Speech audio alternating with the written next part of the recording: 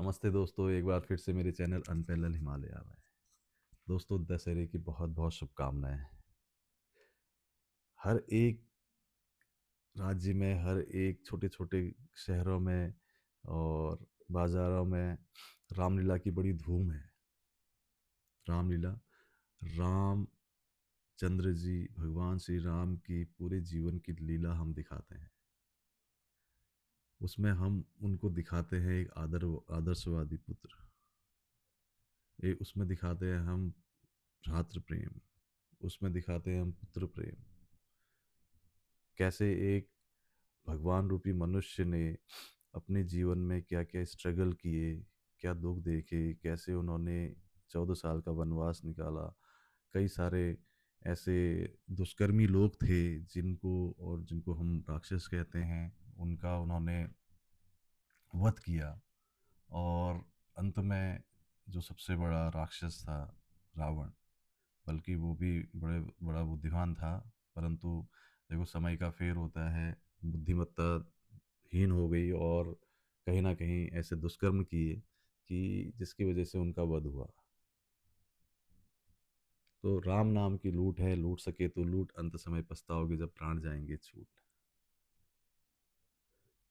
एक रामलीला में एक वाक्य आता है, और जब जनक जी कहते हैं कि क्या इस धरा में कोई भी ऐसा सूरवीर क्षत्रिय नहीं है जो भगवान शिव के इस धनुष को तोड़ सके स्वयंवर के दौरान।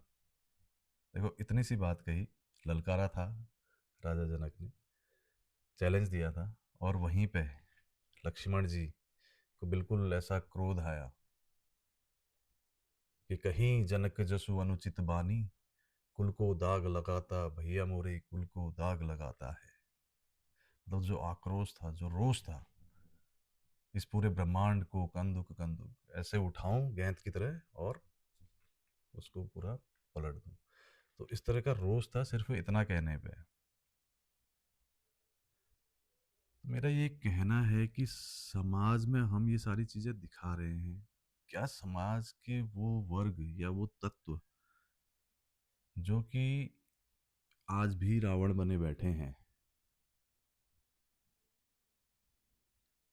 कई शहरों में हर आए दिन आप न्यूज़ में देखते हैं कि माइनर गर्ल रेप।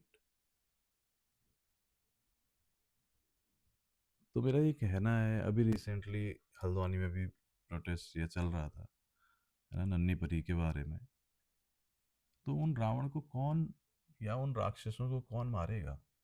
हम लोग बड़े बड़े पुतले जला रहे हैं रावण के, कई सारे पटाखे फूटते हैं, लेकिन जो समाज के अंदर बैठे हुए ऐसे राक्षस हैं, इनको कौन मारने वाला है? हम लोग इनको क्यों नहीं खड़ा करके इनको जलाते हैं? ये एक सोचने का विषय है दोस्तों।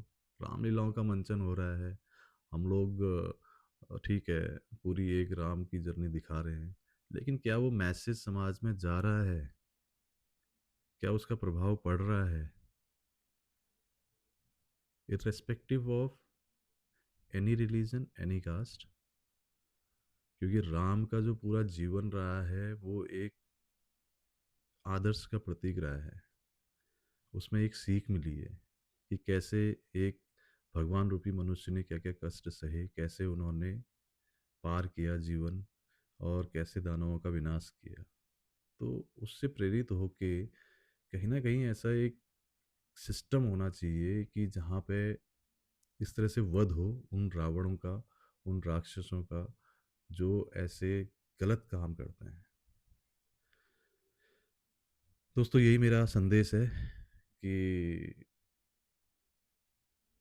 आज के दिन, दशहरे के दिन, हमें अपने समाज में उन लोगों का बहिष्कार करना है, ऐसे रावणों को, ऐसे राक्षसों को मारना है जिनके अंदर हीन भावनाएं हैं, जो हमारे जो माइनर बच्चे हैं या कोई भी हैं उनके साथ गलत दुष्कर्म करने की कोशिश करते हैं, या जिन्होंने किया है।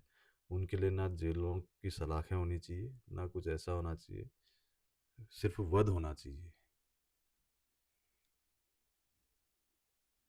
धन्यवाद दोस्तों।